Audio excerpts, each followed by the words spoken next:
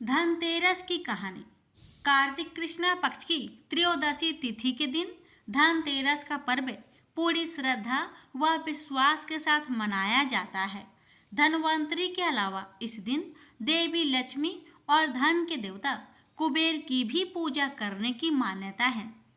इस दिन को मानने के पीछे धनवंतरी के जन्म लेने की कथा के अलावा इसके बारे में एक दूसरी कथा भी प्रचलित है। कहा जाता है कि एक समय भगवान विष्णु मृत्यु लोक में विचरण करने के लिए आ रहे थे।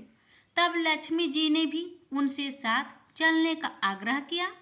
तब विष्णु जी ने कहा, यदि मैं जो बात कहूँ तुम अगर वैसा ही मानो तो फिर चलो। तब लक्ष्मी जी उनकी बात मान गई और भगवान विष्णु के साथ भूमंडल पर आ गई। कुछ देर बाद एक जगह पर पहुंचकर भगवान विष्णु ने लक्ष्मी जी से कहा कि जब तक मैं न आऊं तुम यहाँ ठहरो। मैं दक्षिण दिशा की ओर जा रहा हूँ, तुम उधर मत आना। विष्णु जी के जाने पर लक्ष्मी जी के मन में कौतूहल जागा कि आखिर दक्षिण दिशा में ऐसा क्या रहस्य है जो मुझे मना किया गया है, और भगवान स्वयं चले गए। लक्ष्मी जी से रहा न गया और जैसे ही भगवान आगे बढ़े लक्ष्मी जी भी पीछे पीछे चल पड़ी। कुछ ही आगे जाने पर उन्हें सरसों का एक खेत दिखाई दिया जिसमें खूब फूल लगे थे। सरसों की शोभा देखकर वह मंत्रमुग्ध हो गई और फूल तोड़कर अपना श्रृंगार करने के बाद आगे बढ़ी।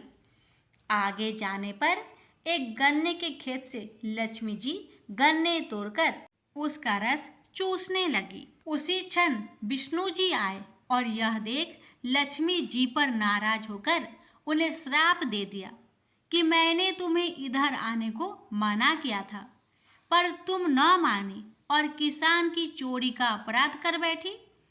अब तुम इस अपराध के जुर्म में इस किसान की 12 वर्ष तक सेवा करो। ऐसा कहकर भगवान उन्हें छोड़कर क्षीर सागर चले गए। तब लक्ष्मी जी उस गरीब किसान के घर रहने लगी।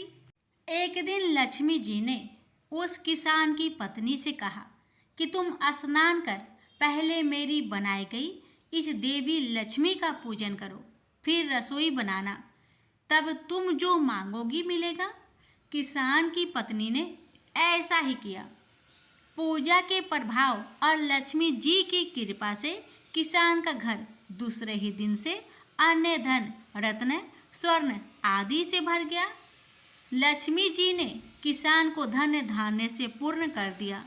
किसान के 12 वर्ष बड़े आनंद से कट गए। फिर 12 वर्ष के बाद लक्ष्मी जी जाने के लिए तैयार हुई। विष्णु जी लक्ष्मी जी को लेने आए तो किसान ने उन्हें भेजने से इनकार कर दिया। तब भगवान ने किसान से कहा कि इन्हें कौन जाने देता है, यह तो चंचला है, कहीं नहीं ठहरती, इनको बड़े बड़े नहीं रोक सके। इनको मेरा श्राप था, इसलिए 12 वर्ष से तुम्हारी सेवा कर रही थी। तुम्हारी 12 वर्ष सेवा का समय पूरा हो चुका है। किसान हठ पूर्वक बोला कि नहीं, अब मैं लक्ष्मी जी को नहीं जाने दूंगा।